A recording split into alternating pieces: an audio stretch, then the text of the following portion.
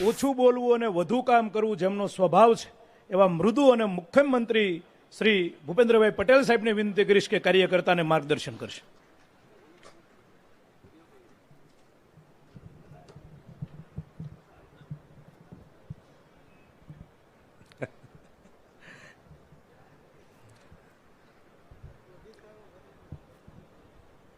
મારા આશીર્વચન આપવાના છે.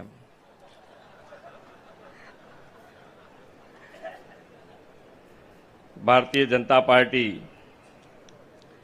પ્રદેશ અધ્યક્ષના પદગ્રહણ કાર્ય સમારોહમાં આપણી સૌની સાથે મંચ ઉપર ઉપસ્થિત રાષ્ટ્રીય ચૂંટણી અધિકારી ડૉક્ટર કે લક્ષ્મણજી, પ્રદેશ નિરીક્ષક તથા કેન્દ્રીય મંત્રી શ્રી ભૂપેન્દ્ર યાદવજી, કેન્દ્રીય મંત્રી અને પૂર્વ અધ્યક્ષ શ્રી આર પાટીલજી, નવનિયુક્ત ગુજરાત પ્રદેશ પ્રમુખ શ્રી જગદીશ વિશ્વકર્મા, પ્રદેશ સંગઠન મહામંત્રી શ્રી રત્નાકરજી, પ્રદેશ ચૂંટણી અધિકારી શ્રી ઉદય કાનગડજી, ઉપસ્થિત સૌ વડીલ મુરબ્બીઓ, મારા સાથી મંત્રીશ્રીઓ, સૌ ધારાસભ્ય સાંસદશ્રી અને સૌ કાર્યકર્તા ભાઈઓ બહેનો, પ્રેસ મીડિયાના મિત્રો, સૌને મારા નમસ્કાર. આજે વિદેશની ધરતી પર રહી અને દેશની આઝાદી માટે રાષ્ટ્રભક્તિ જગાવવા માટે અમર થયેલા ક્રાંતિકારી શ્યામજી કૃષ્ણ વર્માની આજે 167મી જન્મ જયંતિ છે. એ મહાપુરુષના ચરણોમાં વંદન કરું છું. અત્યારે નવનિયુક્ત જે આપણા અધ્યક્ષ થયા છે એ જગદીશભાઈ વિશ્વકર્માને ખૂબ ખૂબ શુભેચ્છાઓ પાઠવું છું.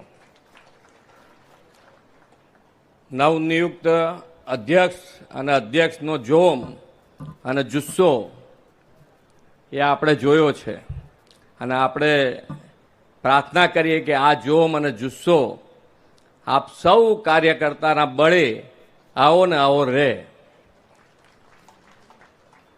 માન્ય વડાપ્રધાન શ્રી હર હંમેશ ટેકનોલોજી ઉપર ખૂબ ભાર મૂક્યો છે અને ટેકનોલોજીના આધારે ખૂબ સારી રીતે આગળ વધાય, દેશ અને દુનિયાની સાથે કદમથી કદમ મિલાવવા માટે ટેકનોલોજીનો ઉપયોગ ખૂબ જરૂરી છે.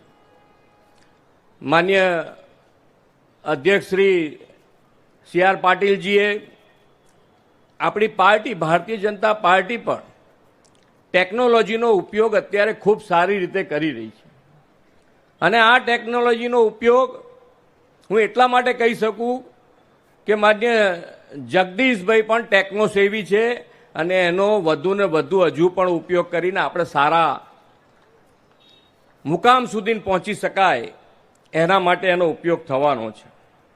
એમણે જુદી જુદી ઘણી બધી સંગઠન હોય, સંગઠનની પણ જવાબદારી નિભાઈ છે અને સંગઠનની જવાબદારી વખતે અમદાવાદ કોર્પોરેશનમાં પણ ખૂબ સારું રિઝલ્ટ અત્યાર સુધીમાં જો આવ્યું હોય તો એ વખતે જે અધ્યક્ષ હતા એ વખતે આવેલું. એટલે સંગઠનનું કામ હોય કે અત્યારે મંત્રી તરીકે પણ એમની જવાબદારી જે છે એ ખૂબ સારી નિષ્ઠાથી એ નિભાવી રહ્યા છે. એટલે સંગઠન અને સરકાર બંનેનો અનુભવ હોય ત્યારે અને આપણી પાર્ટી હર હંમેશ સરકાર અને સંગઠનના તાલમેલથી હંમેશા આગળ વધી છે અને એ જ આપણી તાકાત છે કે સરકાર હોય, સંગઠન હોય, જવાબદારી કોઈએ પોતપોતાની રીતે જેને જે મળી છે એ સારી રીતે અદા કરી છે અને એટલે જ માન્ય વડાપ્રધાન શ્રી નરેન્દ્રભાઈ મોદી, આપણા ગૃહમંત્રી શ્રી અમિતભાઈ શાહ, નડ્ડાજી, આપણા સી આર પાટીલજી કે આપણા બધા જ જેને જેણે પદ નિભાવ્યું હોય એ બધા જે રીતે પદ નિભાવ્યું છે એટલે જ આજે ભારતીય જનતા પાર્ટી એ વટવૃક્ષ બન્યું છે.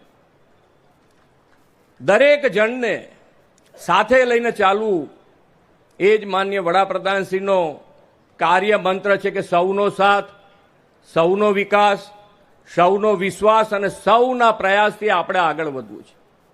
અત્યારે જે નેક્સ્ટ જેન જીએસટી રિફોર્મ્સ જે કર્યા છે એના લાભ પ્રજા સુધી પહોંચાડવા માટેનું જન આંદોલન જેને કહી શકાય એ આપણે સરકાર અને પાર્ટીએ શરૂ કર્યું છે.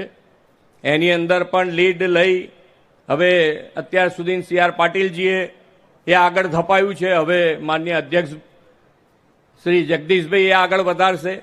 આપણે સૌએ જો વિકસિત ભારત અને વિકસિત ભારત માટે વિકસિત ગુજરાત અને વિકસિત ગુજરાત માટે આત્મનિર્ભર સ્વદેશી ઉપર જો ભાર મૂકીને આપણે બધા આગળ વધીશું તો મને લાગે છે ત્યાં સુધી આપણે જે માનનીય વડાપ્રધાનશ્રીનો સંકલ્પ છે વિકસિત ભારતનો, એ વિકસિત ભારત માટે વિકસિત ગુજરાત સાથે મળીને બનાવીશું. દિવાળી આવે છે, ખૂબ ને ખૂબ સ્વદેશી ઉપર આપણે બધા ભાર મૂકતા રહીશું. છેવાડાના માનવી સુધીના આ જે જીએસટીના લાભ છે એ પહોંચાડ્યા છે, એ પહોંચાડેલો લાભ સૌ લઈ શકે અને એના માટેનું આપણે આંદોલન જે શરૂ કર્યું છે જન આંદોલન, એ છેવાડાના માનવી સુધી પહોંચાડીશું. આપણે સૌ સાથે મળીને આગળ વધીએ. જગદીશભાઈને ફરીથી ખૂબ ખૂબ શુભેચ્છાઓ પાઠવીને વિરમું છું. ભારત માતા કી જય, વંદે માતરમ, જય જય ગરવી ગુજરાત.